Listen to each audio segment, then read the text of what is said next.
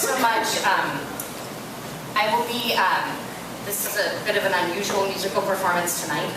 I'll be coming up between the readers and doing one song at a time. I currently sing in a 30-woman vocal ensemble called Conspiracy of Venus. I have our cards over here that you can check out. But before that, I was in a couple different solo projects, and from the year 2000 to 2007, I lived in Bordeaux, France, and I had a folk project. And this is an album that I put out in 2007, just before I left there, called Iconography of the Outlaw, and it was sort of a concept album about the apocalypse.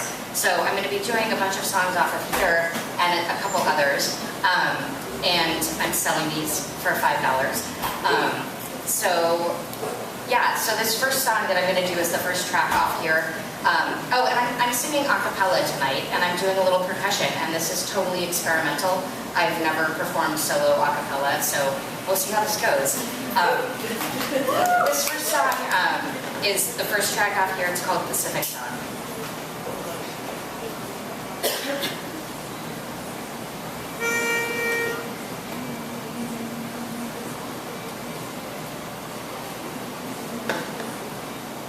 Check. Okay. Still on. All right.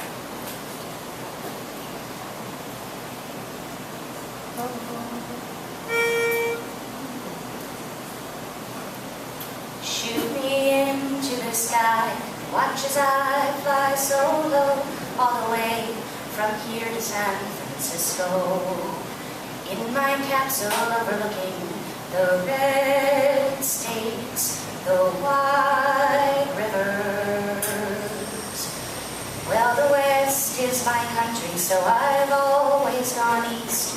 I stand in front of paintings that are best perceived, backing up from a distance, reluctantly,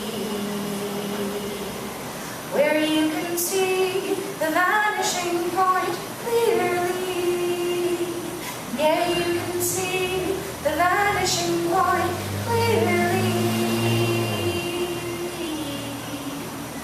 Well, I parachute down at the edge of the Pacific, where before I was born there was playland at the beach, and I sit in the shadows of those collected childhoods.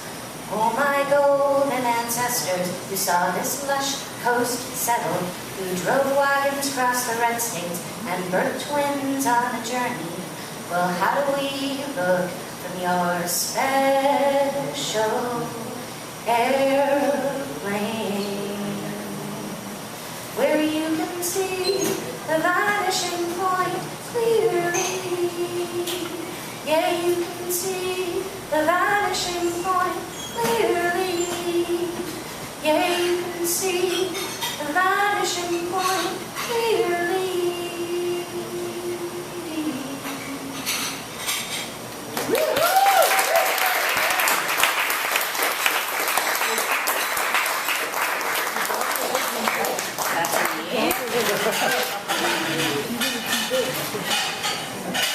Next up, we have Lex, and I apologize for not knowing how to pronounce your last name, so maybe you can say it for us when you come up.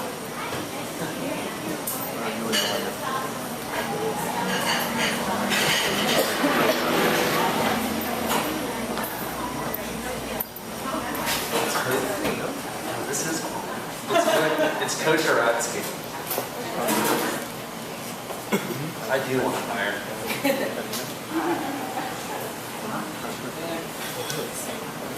It's your wife, Mr. Rabbit. Mine is not very good.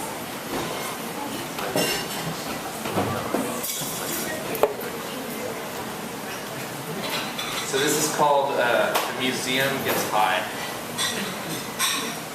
When the museum wanted to get high, an email would be sent to the director, who would then order a few people to go down into the basement and shovel bales of marijuana into the furnace. Whenever somebody found out for the first time that the museum was getting high, they'd always ask what happened when it did. The truth was, nobody really knew. The only people who knew exactly when and how often the museum was getting high were the director and the people who went down to shovel bales of marijuana into the furnace. Sometimes somebody would ask the director if she knew why the museum was getting high. She would always shrug her shoulders and explain that she assumed it was probably for the same reasons anybody else got high. Because it wanted to get high, because it liked getting high, because it had been getting high for so long that it couldn't even consider not getting high. Those kinds of things. In fact, the director didn't have any better idea than anybody else of why the museum was getting high. All the emails ever said was that she was supposed to order somebody to go down into the basement and shovel bales of marijuana into the furnace.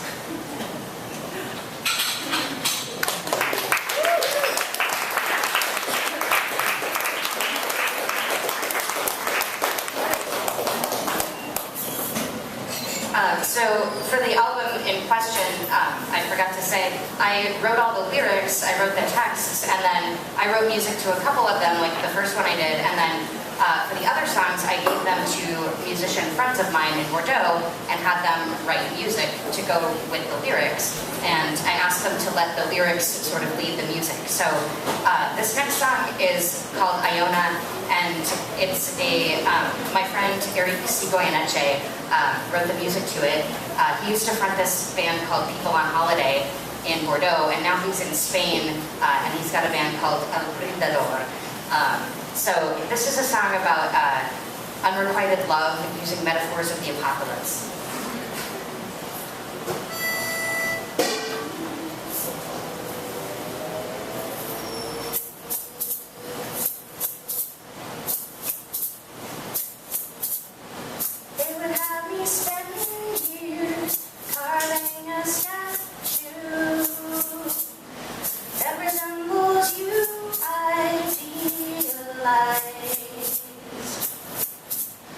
Then charm you up a flight of stairs. I'd rather come across your fossil, a perfect imprint. Lose your smiling fingers with trace, a message you left me long ago, or your dark outline on a light-blasted wall. Days after the apocalypse.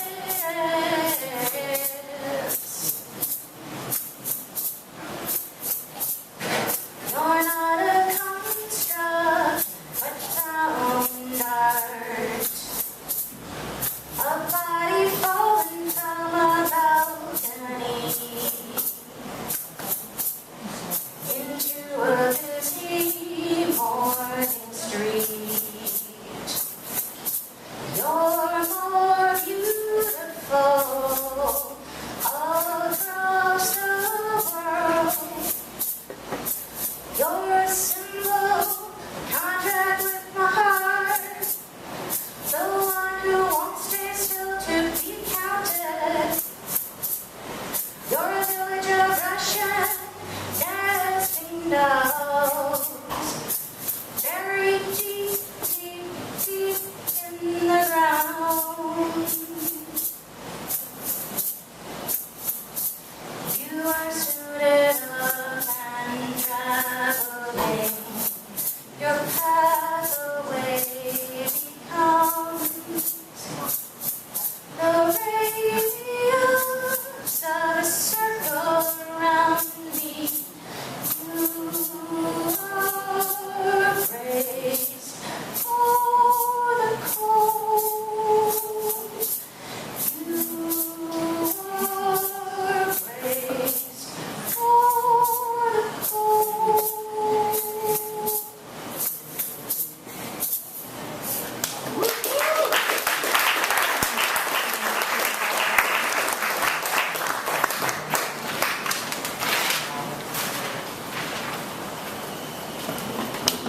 Next up is Stephen Gray.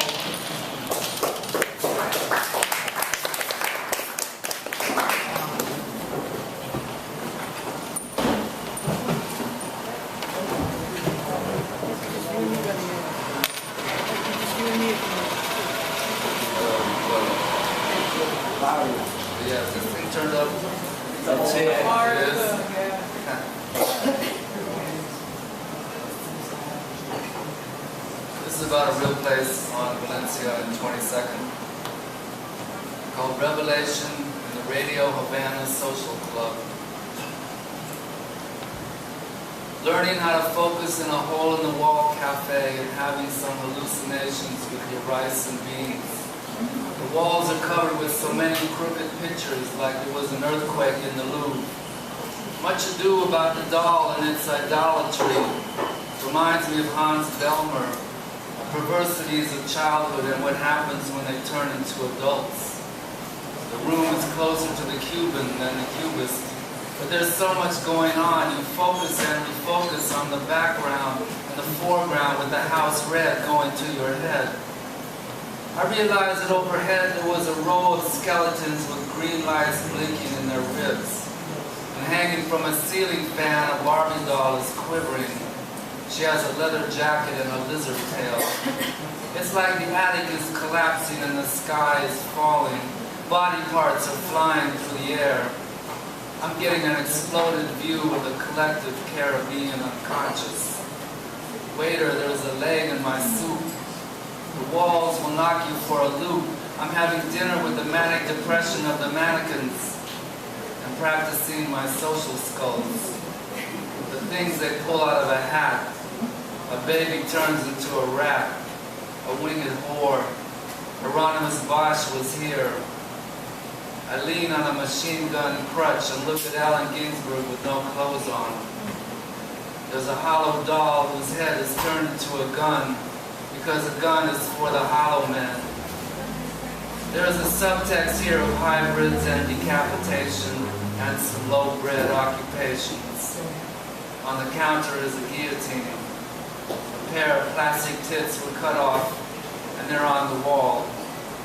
So much of art is in the fact of being framed, a tour de force of kitsch, a dolly crucifixion by the kitchen, and some Rocky Horror, I Love Lucy Leninism.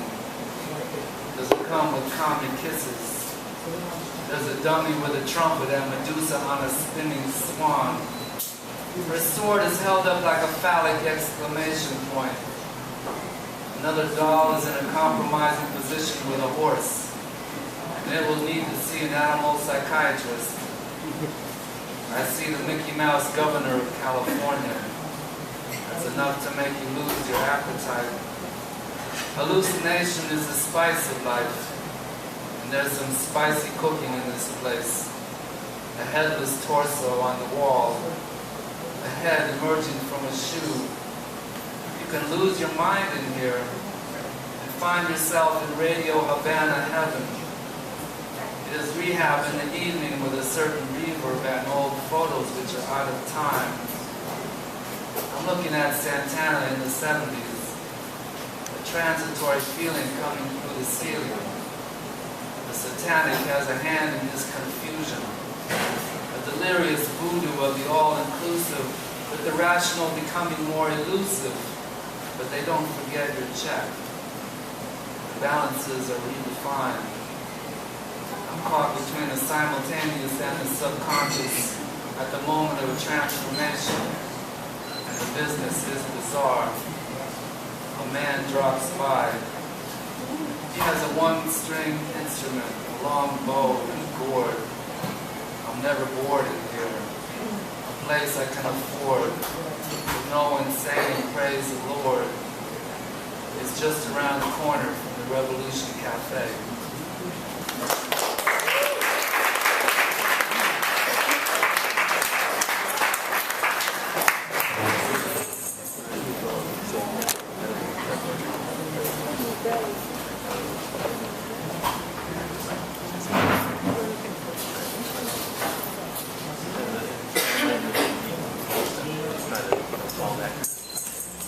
So this is a song, the music was written by my friend Julien Paz, who fronts two bands out of Bordeaux, Kelp and Mars Red Sky. And I wrote this one day. I was thinking about our present engagement in Iraq, and I was listening to Bob Dylan, which always reminds me of childhood. And somehow I started thinking about Sadako and the Thousand Paper Cranes, and how we, as elementary school kids, made, at my school at least, I don't know if other people did this, but we tried to make 1,000 paper cranes for her, and I love this idea of, you know, the child folding these sort of totems of hope out of paper. So this song's called Paper Ships.